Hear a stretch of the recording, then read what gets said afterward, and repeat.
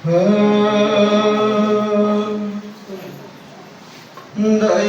কর দিন বন্ধু শুভে যাও আজ দিন দয়া কর দিন বন্ধু শুভে যাও আজ দিন দয়া কর দিন বন্ধু তব পাদে করুছু নিবেদন দয়া কর দিন বন্ধু। ସମସ୍ତଙ୍କୁ ସ୍ୱାଗତ ଜଣାଇ ଆମର ବରିଷ୍ଠ ଶିକ୍ଷୟିତ୍ରୀ ଜୟଶ୍ରୀ ସାହୁ, ପ୍ରଶାନ୍ତ ବିଷୋଇ ସାର୍ ଆଉ ଏସ୍ଏନ୍ସିର ଭାଇସ୍ ପ୍ରେସିଡେଣ୍ଟ ତୁଳସୀ ନାୟକ ଆଉ ଯୁଗଳ ସାର୍ଙ୍କୁ ଅନୁରୋଧ କରୁଛି ମଞ୍ଚ ଉପରକୁ ଆସି ତାଙ୍କର ସ୍ଥାନ ଗ୍ରହଣ କରିବେ। এই চଳିত শিক্ষাবর্ষর প্রথম অধিবেশনকু ମୁଁ ଆପଣମାନଙ୍କୁ ହୃଦୟର ସହ ଆପଣମାନଙ୍କୁ ସ୍ୱାଗତ କରୁଛି। ଆଉ ଏଇ ଚଳିତ ଶିକ୍ଷାବର୍ଷ ଆରମ୍ଭରେ ଆମର ଏଇଟା ହେଲା ପ୍ରଥମ ବୈଠକ। ଏଇପରି ଆମର 4ଟି ବୈଠକ ଆମର ଦିଆହଉଛି କାହିଁକି ପିଲାମାନେ କୁର୍ମି ଟାବଲେଟ୍ କୁର୍ମି ଯାହା ଲିପ୍ତ ରହିବ ସମସ୍ତଙ୍କ ଦେହରେ କୁର୍ମି ଟାବଲେଟ୍ ଦିଆହଉଛି। ତା ସହିତ ଆଇରନ୍ ଟାବଲେଟ୍ ମଧ୍ୟ ଝିଅମାନଙ୍କୁ ଦିଆଯାଉଛି ଆଉ ପୁଅମାନଙ୍କୁ ମଧ୍ୟ ଦିଆଯାଉଛି କାହିଁକି ରକ୍ତହୀନତା ରୋଗ ପ୍ରାୟ ସମୟ ରହୁଛି ବୋଲି। ଏଥର ମଧ୍ୟ ବହୁତ ପିଲାଙ୍କର ଚେକିଂ ଥିଲା ଯୋଉମାନଙ୍କର 6.5 ଯଦି ହିମୋଗ୍ଲୋବିନ୍ ରହିଥିଲା ସେଥିପାଇଁ ଆଇରନ୍ ଟାବଲେଟ୍ ମଧ୍ୟ ଆମ ସ୍କୁଲରେ ଦିଆଯାଉଛି। ତାପରେ ଏତେ ସବୁ ଓଡ଼ିଆ ପଢ଼େଇ ପାରୁନାହାନ୍ତି ତେଣୁ ପିଲା ଓଡ଼ିଆ ପଢ଼ି ପାରୁନାହାନ୍ତି ମିଶାଣ ଫେଡ଼ାଙ୍କ ଘରେ ଯେହେତୁ ଦେଖି ପାରୁନାହାନ୍ତି ତେଣୁ ଆମର କାର୍ଯ୍ୟକ୍ରମ ରହୁଛି ଉତ୍କର୍ଷ ବୁଝିଲେ କି 9th କ୍ଲାସରେ ଉତ୍କର୍ଷ ରହୁଛି।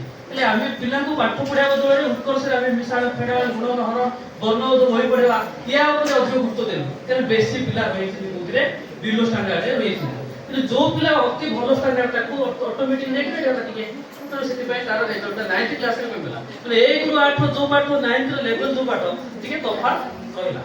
ହେଲେ ତାପରେ ଦ୍ୱିତୀୟ କଥା ଆହୁରି ପିଲାର ପରିଶ୍ରମ ହେଲେ ପରିଶ୍ରମ ନ କଲେ ହବନି। ତେଣୁ ଅନାମିକା ପରିଶ୍ରମ କରେ କେତେବେଳେ ମୁଁ ଲକ୍ଷ୍ୟ କରିଛି ମାନେ 9th କ୍ଲାସ ପିଲା ପରିଶ୍ରମ କରେ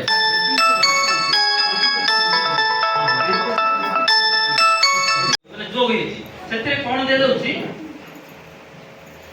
सोमवार दिन भात अंडा तरकारी मंगलवार दिन भात सोयाबीन तरकारी और मांडिया लड्डू गुटे पिलार पोषण पाई मांडिया लड्डू गुटे दूध मांडिया जेहेतु माने सारा पृथ्वी रे चहल पकेछि सबुठु अधिक पुष्टिकर खाद्य पिला पई सबुठु अधिक जरूरी खाद्य रहिछि मांडिया सारा पृथ्वी रे मांडिया कोरापुटर मांडिया चहल पकेछि तनु से मांडिया रे कोरासी सोमवार दिन भात अंडा तरकारी दिया गला मंगलवार दिन भात सोयाबीन तरकारी और मांडिया लड्डू बुधवार दिन भात अंडा तरकारी गुरुवार दिन भात डालमा मांडिया लड्डू भात अंडा तरकारी पुणी पुणी शेष में भात सोयाबीन तरकारी और मांडिया लड्डू एभली पोषण दिया जाउछि कोन पे सब दिया जाउछि ना पिला माने विद्यालय को आसीबे आग्रह रखिबे आउ पाठ टिके भलो पढिबे ସବୁଠୁ ଆଗ କୋଲ୍ଡ ଡ୍ରିଙ୍କ୍ସ ଆଇସ୍କ୍ରିମ୍ ଏଇ ସବୁ ଉପରେ ଅଛି ତାଙ୍କ ଆଖି। ତ ଖରା ଦିନରେ ଆମେ ପିଲାମାନଙ୍କର ଟିକେ ଦାୟିତ୍ୱ ନେବା।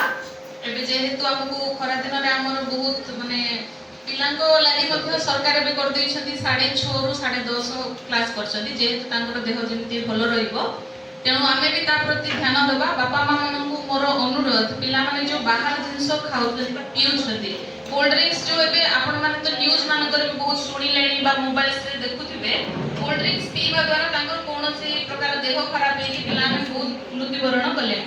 ତେଣୁକରି ଆମେ ସେଇ ଜିନିଷକୁ ତାଙ୍କ ଆଖିରୁ ନଜରରୁ ହଟେଇକି ଭଲ ଜିନିଷ ଯେମିତିକି ସେଇ ପଇସାରେ ହିଁ ଆପଣ କ'ଣ କରିପାରିବେ ତାକୁ ଜୁସ୍ ଦେଇପାରିବେ ଫଳ କିଛି ଆଣିକି ଆପଣ ତାର ଜୁସ୍ ବନେଇକି ଦିଅନ୍ତୁ କିଛି ପ୍ରୋବ୍ଲେମ୍ ନାହିଁ।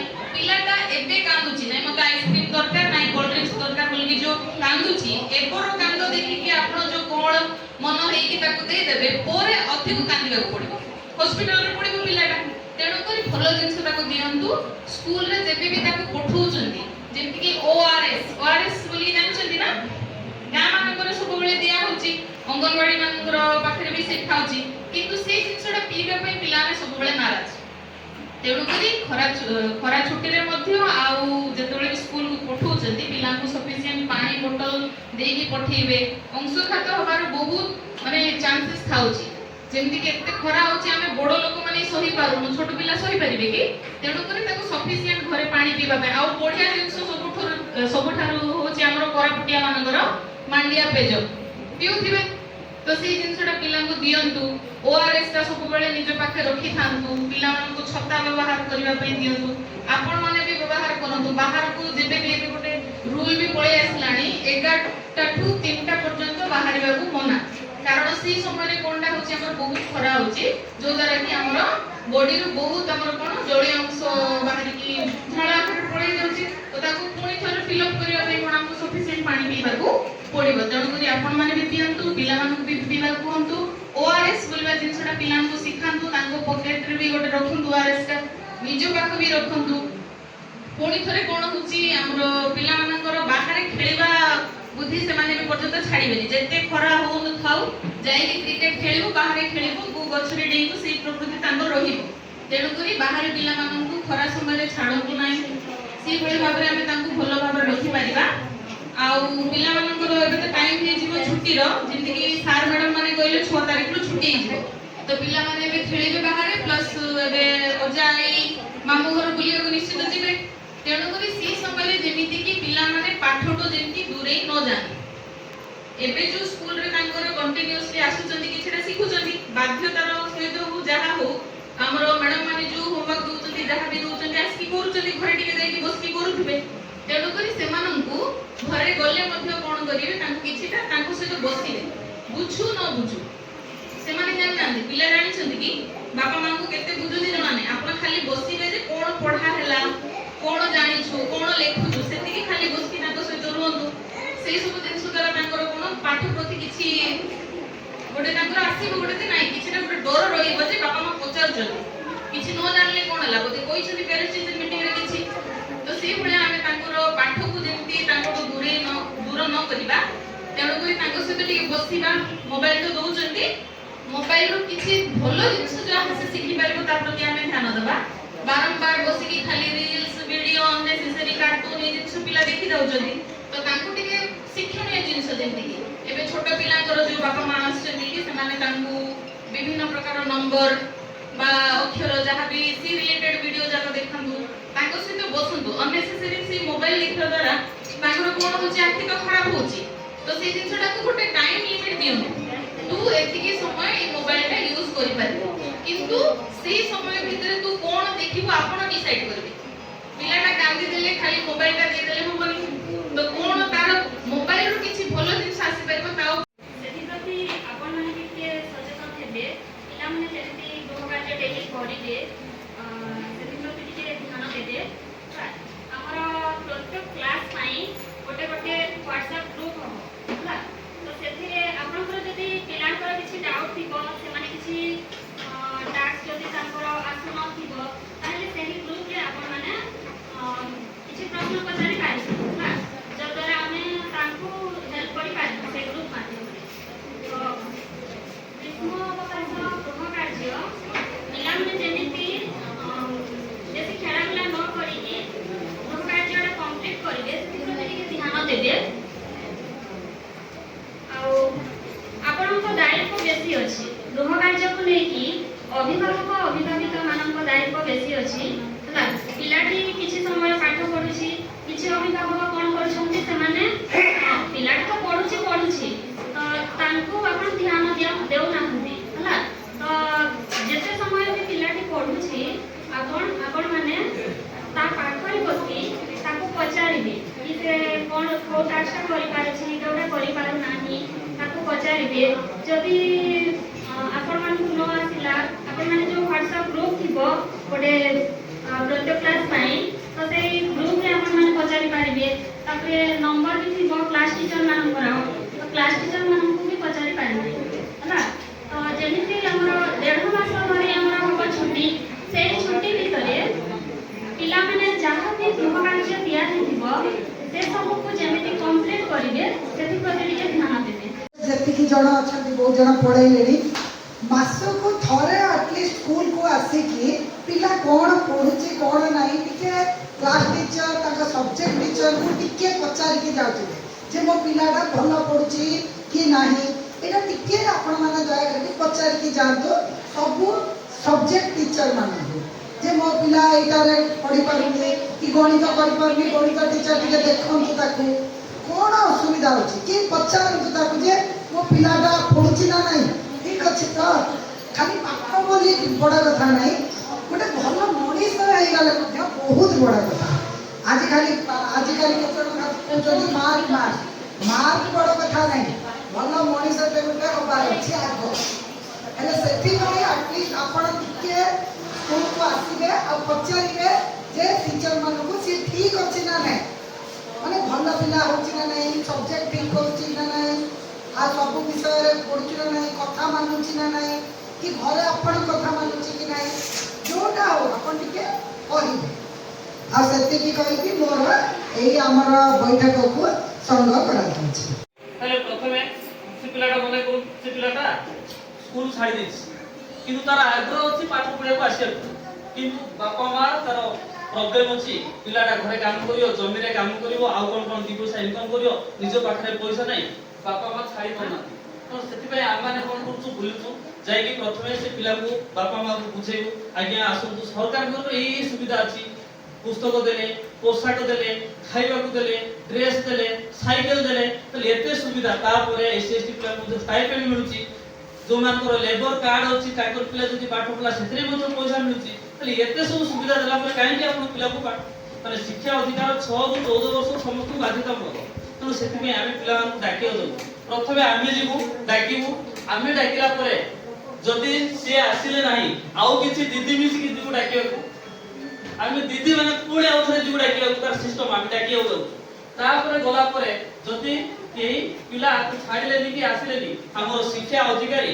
उपरस्थ अधिकारी की धरि कि दिबार अछि योजना दाई कि डाकियो तापरे जदि पिलाटा स्कूल को आसुची तले बापा मा स्कूल को आनिले स्कूल रे पिलाटी कोन कुची तले आनंदमय शिक्षा एठी आसी नाचुची खेलुची पिला अनुसार होउची सुंदर परिवेश रे बुलुची स्मार्ट बोर्ड रे पाठ पढुची आजि काली तो पाठ हेलानी आर्टिफिशियल इंटेलिजेंस एआई हेलानी बिना एआई रे किछु होनी पिला ने घरे मोबाइल देखि कर दउतली किंतु स्कूल को आसले आउटी अधिक शिक्षा तार उन्नति हो तको धीरे धीरे से आसला परे आमे ताको विभिन्न प्रकार योजना माध्यम रे ताको आमे स्कूल रे सब प्रकार परिवेश तयारी करतु तार पाठ पढिया पे जे से स्कूल को पाठ पढिया प्रति आग्रह तार आसी तो ये आग्रह आसला परे से आसला तो आसिया पे मध्ये ताको आमे कोन करतु साइकेल मध्ये बोले सार नवम श्रेणी पिला केवल साइकेल दउछु बाकी पिला को साइकेल नाही नवम श्रेणी रो प्राइस हो पिला साइकेल दउ ले हमर सार जो कहिबे हमर के सारे विषय सार पिला मान को शृंखला और संस्था तो पिला माने मत परिश्रम किछि होबार अछि तो बिना परिश्रम रे आपण पिला मान को ए देखु जंगल रे बाघ रु जाइगा बाघर काम कोन से शिकार करियो हेले जेतले पूर्व चिड़ियाखाना आपण नंदनकानन रे बाघ छडाइछि कि नै ताको आमे किमते खाद्य खाली एमिति नै कि देई दउछन्ती डेली से किछि खाद्य खाउछि किछि वर्ष खाद्य खाइला पर से शिकार हो जाउछि कि नै शिकार हो जाउछि तो हम जेते बेले से शिकार होउछि ताकि जति हमर कोनोसी प्रॉब्लम ला नै जंगल छाडवा से हम खाइया पाइबो कि तनु से অলসুয়া হেলা পরে আগু কোন ছিল আগু কোনলে কোন কানু ছিলে সুনা নাই সুনা ছিলে কানু মন ছিলে ধন নাই ধন ছিলে মন নাই আমি পিলা মানকু বହି পত্র আগু নতলে আপন মানে সব বহি মাগি কি আনি পঢ়ুলে এবে পিলাଙ୍କୁ সব দিয়া গলা কিন্তু সেতলে আগু না মোবাইল কিছু নাই বহি নাই পয়সা দেখোনি পিলা আগু পিলার সব ଆମ ସରକାର ସିଷ୍ଟମ ରେ ଦିଆ ହେଉଛି କିନ୍ତୁ କେହି ଲୋକ ଆସେ କି ପିଲାକୁ ଛାଡୁନାହାନ୍ତି ଦେଖୁନାହାନ୍ତି ଏ କହୁନାହାନ୍ତି ଯେ କଣ କଣ ପାଠ ପଢା ହେଲା କି ନାହିଁ ଏସବୁ ସେ ଦେଖୁନାହାନ୍ତି ତେଣୁ ଟିକେ ପିଲା ପ୍ରତି ଆପଣ ମାନେ ଟିକେ ଧ୍ୟାନ ଦିଅନ୍ତୁ ଆଉ ପିଲାକୁ ଟିକେ ପରିଶ୍ରମ ହବା ପାଇଁ ଆପଣ ମାନେ ଯୋଉ ଘରେ ଟିକେ ଦେଖିଲେ ପିଲା ମଧ୍ୟ ପରିଶ୍ରମ ହେଲେ ପାଠ ପଢିଲେ ସୁକନ୍ୟା ସମୃଦ୍ଧି ଯୋଜନା ବିଷୟରେ ସରକାରଙ୍କର ଗୋଟେ ନୂଆ ଯୋଜନା ବେଟି ପଢାओ ବେଟି ବଚାओ ମାନେ ସାର୍ କହିଲେ যে শিশু আজির শিশু কালির ভবিষ্যৎ দেশের নাগরিক সে কোন কোন হব তার প্রথম গুরু কি হেলে মা প্রথমে মাতৃকোলর পড়লা পরে শিশু মা যদি আরম্ভ করে মা শিখে যায় মা পাঠুর আরম্ভ তেণু সে মা দিনে ঝিও ଥିଲା সে ঝিও পুলি জଣେ দিনে মা হব ତେଣୁ নারী শিক্ষা নিহাতি দরকার ତେଣୁ যেতেবেলে ভারতরে কোন আসিলা না 1000 পুଅଙ୍କ ଭିତରେ 884 ଝିଅ ଆସିଲେ କନ୍ୟା ভ্রূণ হত্যা বেশি ହେଲା ତେଣୁ ତା ବଦଳରେ ସରକାରଙ୍କ ଗୋଟେ ନୂଆ ଯୋଜନା ଆସିଲା ପ୍ରଧାନମନ୍ତ୍ରୀ ଆମର ନରେନ୍ଦ୍ର ମୋଦି ସେ କଣ କଲେ ନା ସୁକନ୍ୟା ସମୃଦ୍ଧି ଯୋଜନା କଲେ ବେଟି ବଚାओ ବେଟି ପଢାओ ତାହେଲେ এই যোজনাରେ কোন ଅଛି না সুদ হার আমি আপন কিছু পয়সা ব্যাংক রে ডিপোজিট করিবে সেতিরে সুদ হার মানে ଚକ୍ରବୃଦ୍ଧି ମାନେ ସିମ୍ପଲ ଇଣ୍ଟରେଷ୍ଟ ଗୋଟେ ଅଛି କମ୍ପାଉଣ୍ଡ ମାନେ ସରଳ ସୁଧ ଆଉ ଗୋଟେ ଚକ୍ରବୃଦ୍ଧି ସୁଧ ହାର 80.2% ହାସରେ ବାର୍ଷିକ ଚକ୍ରବୃଦ୍ଧି ସୁଧ ହାର ରହେ ସରକାର ଦେବେ। ତାହେଲେ ଜମାକାରୀ କେତେ ନା ଗୋଟିଏ ଆର୍ଥିକ ବର୍ଷରେ ଗୋଟେ ବର୍ଷ ଭିତରେ ସେ 250 ଟଙ୍କା ସର୍ବନିମ୍ନ ସର୍ବାଧିକ 1.5 ଲକ୍ଷ ଟଙ୍କା ଡିପୋଜିଟ୍ କରିପାରିବେ। ଏହା ପାଇଁ କ'ଣ ଆସିବ ନା ଯଦି ସେ ଜଣେ ଇନକମ୍ ଟ୍ୟାକ୍ସ ଦଉଛନ୍ତି ତାର ଇନକମ୍ ଟ୍ୟାକ୍ସ ତାର 80C ରେ ତାର ଇନକମ୍ ଟ୍ୟାକ୍ସ ରେ ରିଲାକ୍ସ ମିଳିବ ସେ ଲୋକ ଯେ ବାନ୍ଧୁଛନ୍ତି। ତା ସହିତ ଆଉ କ'ଣ ନା କେତେ ବର୍ଷ ନା ଝିଅକୁ କେତେ ଏଜ୍ ହେଇଥିବ 10 ବର୍ଷ ବୟସ ହେଇଥିବ କେତେ ବର୍ଷ ଭିତରେ 10 ବର୍ଷ 1 ରୁ 10 ଭିତରେ ସେ 10 କ୍ରସ୍ କଲେ ବାନ୍ଧି ହେବ ନାହିଁ। କେତେ ନା ଗୋଟେ ଝିଅ ଦୁଇଟା ଝିଅ ହବ ଯଦି ଜାଣା ହେଇଯିବ ପ୍ରଥମଟା କି ଦ୍ୱିତୀୟରେ ତାହେଲେ ସେ ପ୍ରଥମଟା ସିଙ୍ଗଲ ଦ୍ୱିତୀୟରେ ଜାଣା ତାହେଲେ 3 ହେଇପାରିବ ଯଦି ପ୍ରଥମେ ଜାଣା ଦ୍ୱିତୀୟରେ ସିଙ୍ଗଲ ସେ 3ଟା ମଧ୍ୟ ହୋଇପାରିବ। ଆଉ କ'ଣ ଅଛି ନା ଏଠି ଝିଅକୁ କ'ଣ ଅଛି 18 ବର୍ଷ ହେଲା ପର୍ଯ୍ୟନ୍ତ ସେ ଯେତେ କେତେ ପର୍ଯ୍ୟନ୍ତ ବାନ୍ଧିବେ 15 ବର୍ଷ ବାନ୍ଧିବେ ତାର ମେଚୁରିଟି ହେଉଛି କେତେ 21 ବର୍ଷ ଝିଅକୁ 18 ବର୍ଷ ହେବା ପର୍ଯ୍ୟନ୍ତ ଯଦି ସେ ପାଠ ପଢିବା ପାଇଁ ଦରକାର ହେଲା ପଇସା ଏଥିରୁ 50% ନେଇଯିବେ। ନହେଲେ ଯଦି 18 ବର୍ଷ ହେଲା ପରେ ଝିଅ ବିବାହ କଲେ ତାହେଲେ ତାଙ୍କର ସେ ସମୟରେ ମେଚୁରିଟି ଯାହା ଥିବ ତାକୁ ସେ ଉଠେଇକି ନେଇ ପାରିବେ। ତାପରେ ମୁଁ ଗୋଟେ କାଲକୁଲେସନ କରିଛି ନା ଏଇଟା ହେଲା 12,000 ମାସିକ ଯଦି ଆପଣ ମାନଙ୍କ ଭିତରେ କି 1,000 ବାନ୍ଧନ୍ତି ତାହେଲେ ବର୍ଷକୁ ବାନ୍ଧିଲେ କେତେ 12,000 ତାହେଲେ 12,000 ଲେଖା ଯଦି ଆପଣ 15 ବର୍ଷ ବାନ୍ଧିଲେ ମନେକର ଗୋଟେ ପିଲାର ଏଜ୍ 1 ବର୍ଷ ତେଣୁ ସେ ପ୍ରଥମ ବର୍ଷ ବାନ୍ଧିଲେ 12 ଦ୍ୱିତୀୟ ଆସିଲା 12 24 ଏମିତି 15 ବର୍ଷରେ ବାନ୍ଧିଲେ 1,80,000 ତାହେଲେ 1,80,000 ଭିତରେ ବାନ୍ଧିଲା ପରେ ତାପରେ 16 17 18 19 20 21 ତାକୁ 21 ବର୍ଷ ପର୍ଯ୍ୟନ୍ତ ସେ ଆଉ କିଛି ପଇସା ବାନ୍ଧିବେ ନାହିଁ ତା ଭିତରେ ତାଙ୍କୁ କ'ଣ ମିଳିବ 37 ଲକ୍ଷ ଟଙ୍କାର ମେଚୁରିଟି ମିଳିବ। ଯଦି ୟା ଭିତରେ ପାଠ ପଢା ପାଇଁ 15 ବର୍ଷ ସରିଗଲା ଏଠି ଅଛି ତାଙ୍କର ଇଣ୍ଟରେଷ୍ଟ ସହିତ ଅଛି 23 ଲକ୍ଷ ସେ ସମୟରେ ସେ ଚାହିଁଲେ ତାର 50% ନେଇପାରିବେ। ତେଣୁ ଏ ଯୋଜନା ବହୁତ ବଢିଆ ସରକାରଙ୍କ ଯୋଜନା କାହିଁକି ନା ଝିଅଟେ ଏବେ ବାଲ୍ୟ ବିବାହ କରିକି ପଳେଇ ଯାଉଛି 15 ବର୍ଷ ପୂର୍ବରୁ ବାଲ୍ୟ ବିବାହ କରୁଛି ପାଠ ପଢି ସାରିଲା ପରେ ଘରେ ପଇସା ନଥାଏ ସେ ହାୟର ଷ୍ଟଡି କରିବା ପାଇଁ ବିବାହ ଯେତେବେଳେ ତାଙ୍କର ଆସିବ ସେ ସମୟରେ ମଧ୍ୟ ପଇସା ବାପା ମାଙ୍କ ପାଖରେ ନଥାଏ ତେଣୁ କିଛି କିଛି ଆମେ ଯଦି ସେଭିଂ କରିବା ତାହେଲେ ଏ ସୁକନ୍ୟା ସମୃଦ୍ଧି ଯୋଜନାରେ ତାହେଲେ এটা ବହୁତ ବଢିଆ ହେବ ସମସ୍ତଙ୍କ ପାଇଁ ଭଲ ଏତିକି ଇଣ୍ଟରେଷ୍ଟ କେହି ଦେଉନାହାନ୍ତି କାହିଁକି ବ୍ୟାଙ୍କ ଆପଣଙ୍କୁ ଦେଇ 5 6 କି 7 ଦେବ ଫିକ୍ସ ମାରିଲେ 7 ପଏଣ୍ଟ ଆଉ ଆମର ଯୋଉ ବରିଷ୍ଠ ନାଗରିକ ପାଇଁ 8 କେତେ % ଆସୁଛି ମାନେ ଏ 8.2% ର ଚକ୍ରବୃଦ୍ଧି ସୁଧ କେହି ଦେଉନାହାନ୍ତି। ତେଣୁ ଆପଣମାନେ ସୁକନ୍ୟା ସମୃଦ୍ଧି ଯୋଜନାରେ ବାନ୍ଧିବା ପାଇଁ ଟିକେ ଯୋଜନା କରନ୍ତୁ ଝିଅମାନଙ୍କ ପାଇଁ କିଛି ରଖନ୍ତୁ ଝିଅର ଭବିଷ୍ୟତ କଥା ଟିକେ ଚିନ୍ତା କରନ୍ତୁ ଏଟା ହେଲା ସୁକନ୍ୟା ସମୃଦ୍ଧି ଯୋଜନା। ହେଲେ ଆଉ ଗୋଟେ କଥା ରହିଲା କ'ଣ ନା ଏଇ ସୁକନ୍ୟା ସମୃଦ୍ଧି ଯୋଜନାରେ ବିବାହ ବୟସରେ ସେ ପଇସା ଉଠେଇ ଦେଇପାରିବେ এটা ଗୋଟେ କଥା ହେଲା ତା ଭିତରେ ଯଦି ଜଣଙ୍କର 1 ବର୍ଷ 3 ବର୍ଷ 5 ବର୍ଷ କି ଜଣଙ୍କର 10 ବର୍ଷ ଅଛି ସେ ଯାହାର 10 ବର୍ଷ ଅଛି ସେ ମଧ୍ୟ ଏଜ୍ ତାହେଲେ ତାର ଆଉ 5 ବର୍ଷ ବାନ୍ଧିବ କି ଆଉ 5 ବର୍ଷ ବାନ୍ଧିକି ସେ ମଧ୍ୟ ଉଠେଇ ପାରିବ।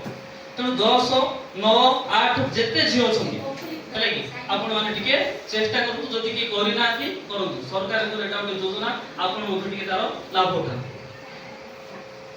ଟିକେ କହିବେ କିଛି ଦବାର ଅଛି ଆଜ୍ଞା ନା ଆମେ ସବୁବେଳେ କହିବୁ ଆପଣ ଶୁଣିଲେ ଆପଣ କିଛି କିଛି କହିବେ ଆପଣ କିଛି ମୁଁ ଆସିଛି ଯୋଜନା ପାଖକୁ ଏ ମ୍ୟାଡାମ ଆଟେଣ୍ଡିଂ ବି ଶୁଣୁଥିଲେ ଟିକେ କୁହନ୍ତୁ କିଛି ବି କୁହନ୍ତୁ ନା କିଛି ବି କୁହନ୍ତୁ ଆମେ ଫ୍ୟାମିଲି ବୋଲି ଚିନ୍ତା ଫ୍ୟାମିଲି ହଁ ଆମେ এটা তো আমার ফুল পরিবার আমি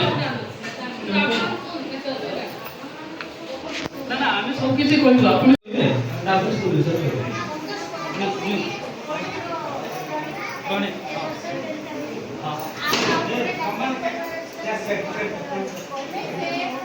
ସ୍କୁଲରୁ ଆମେ ଯାହା ପାଠ ଦେଉଛୁ ହୋମୱାର୍କ ଦେଉଛୁ ତାକୁ ଆପଣ ଦେଖିବେ ପ୍ରଣୀତି ସେ କରୁଛି କି ନାହିଁ ଆମେ ହ୍ୱାଟ୍ସଆପ୍ ମାଧ୍ୟମରେ କିଛି ପାଠ ଦେଉଛୁ ତାକୁ କରୁଛି କି ତାପରେ ତାର ମାନେ ମନ୍ଥଲି ଟେଷ୍ଟ ହଁ ସାପ୍ତାହିକ ଟେଷ୍ଟ ଅଛି ତାର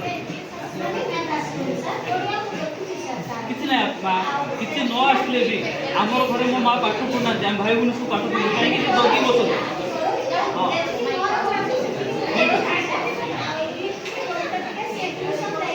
हाँ ठीक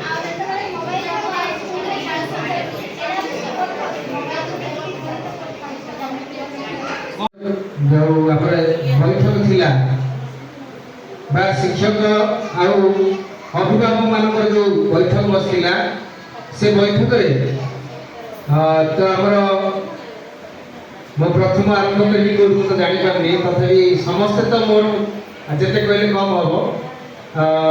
ଗାର୍ଡ଼ିଆନଙ୍କଠୁ ଆରମ୍ଭ କରିକିରି ଆମର ଇଏ ଗୋଟେ ପରିବାର, ଆମର ଉମେଶ ଭାଇ କହିଲେ ଟିକେ ପୂର୍ବରୁ, ଆଉ ଆପଣମାନେ ମଧ୍ୟ ବି ଜାଣିଛନ୍ତି। ତ ମୁଁ ପ୍ରଥମେ ଯେହେତୁ ଆମର ଯୁଗଳ ସାର୍ ଅଛନ୍ତି, ମୁଁ ସେ ଏତେ ସମୟ ଦେଇକି ଆମ ପାଖରେ ରହିଲେ, ଆଉ ଯାହା ସବୁ କହିଲେ ମନ ଖୋଲା କଥା ହିଁ କହିଲେ, ଆଉ ନିଜର ପରିବାର ଭାବିକିରି ସେ ସବୁ କଥା ହିଁ କହିଲେ, ବଡ଼ ଖୁସିରେ ମଧ୍ୟ କହୁଥିଲେ। ତେଣୁ ମୁଁ ପ୍ରଥମତଃ ତାଙ୍କୁ ଆମର ପରିବାର ତରଫରୁ ବା ଶିକ୍ଷକ ଶିକ୍ଷୟିତ୍ରୀମାନଙ୍କ ତରଫରୁ ମୋ ତରଫରୁ ମୁଁ ତାଙ୍କୁ ଅଶେଷ ଅଶେଷ ଧନ୍ୟବାଦ ଦେଉଛି ସେ ମୂଲ୍ୟବାନ ସମୟ ଦେଇଥିବାରୁ। ତା ସହିତ ଆମର ଯେଉଁ ସ୍କୁଲର ଶିକ୍ଷକ ଶିକ୍ଷୟିତ୍ରୀମାନେ ଆପଣମାନଙ୍କୁ ଡାକିଲେ, ଆଉ ଆପଣମାନେ ଆସିକି ଯଥାସମ୍ଭବ ମୂଲ୍ୟ ଦେଲେ, ଆମକୁ ବହୁତ ଭଲ ପାଇବା ଦେଲେ, ବହୁତ ଯେଉଁ ସ୍ନେହର ଆଦାନ ପ୍ରଦାନ ହେଲା, ପିଲାଙ୍କର ଉନ୍ନତି ପାଇଁ କ'ଣ କରାଯାଇପାରିବ, କ'ଣ ସବୁ କଲେ ଭଲ ହବ, ଏହିସବୁ ଜିନିଷ ପାଇଁ ଯେଉଁ ସମୟ ଦେଇକି ଆପଣମାନେ ବହୁମୂଲ୍ୟ ସମୟ ଦେଇକି ଆମକୁ ଉତ୍ସାହିତ କଲେ ଆଗକୁ ଯିବା ପାଇଁ, ବା ପିଲାଙ୍କର ଉନ୍ନତି ପାଇଁ ବା ସ୍କୁଲର ଉନ୍ନତି ପାଇଁ ଯେତିକି ଆପଣମାନେ ସମସ୍ତେ ସହଯୋଗ କଲେ, ତେଣୁ ଆପଣମାନଙ୍କୁ ସମସ୍ତଙ୍କୁ ବି ବହୁତ ବହୁତ ଧନ୍ୟବାଦ। ଆଉ ଆପଣମାନେ ଏମିତି ସବୁବେଳେ ଯେତେବେଳେ ମିଟିଂ ରହୁଛି ସେତେବେଳେ ଆପଣମାନେ ଆସନ୍ତୁ, କେମିତି ପିଲାଙ୍କର ଅଧିକରୁ ଅଧିକ ଉନ୍ନତି ହେଇପାରିବ, କୋଉଠି ଦୋଷ ଦୁର୍ବଳତା ରହୁଛି ବା ତ୍ରୁଟି ରହୁଛି, ସେ ସବୁ ଜିନିଷକୁ ସୁଧାରିବା ପାଇଁ ଆମ ଭିତରେ ଆପଣମାନଙ୍କ ଭିତରେ ପରସ୍ପର ଭିତରେ ଆଲୋଚନା କରାଯାଇପାରିବ। ସେଇ ସବୁ ଜିନିଷ ଗୁଡ଼ାକ ଆପଣ ଆମମାନଙ୍କ ସହିତ କଥାବାର୍ତ୍ତା ହେଲେ, କଥାବାର୍ତ୍ତା ମାଧ୍ୟମରେ ଆମେ ତାକୁ ସବୁ କରେକ୍ସନ କରିପାରିବା ବା ସୁଧାରି ପାରିବା। ତେଣୁ ଆପଣମାନେ ଯେତିକି ପରିମାଣରେ ଆସୁଛନ୍ତି, ଆଉ ସମସ୍ତଙ୍କର ଗୋଟେ ସ୍କୁଲ ପ୍ରତି ଗୋଟେ ଭଲ ପାଇବା ରହୁ, ଯେଉଁ ଭଲ ପାଇବାଟା ଆମମାନଙ୍କୁ, ଆପଣମାନଙ୍କର ପିଲାମାନଙ୍କୁ, ଆପଣଙ୍କର ଏ ଅନୁଷ୍ଠାନକୁ, ଏ ସ୍କୁଲକୁ ଆଗକୁ ନେବା ପାଇଁ ସହାୟକ ହେବ।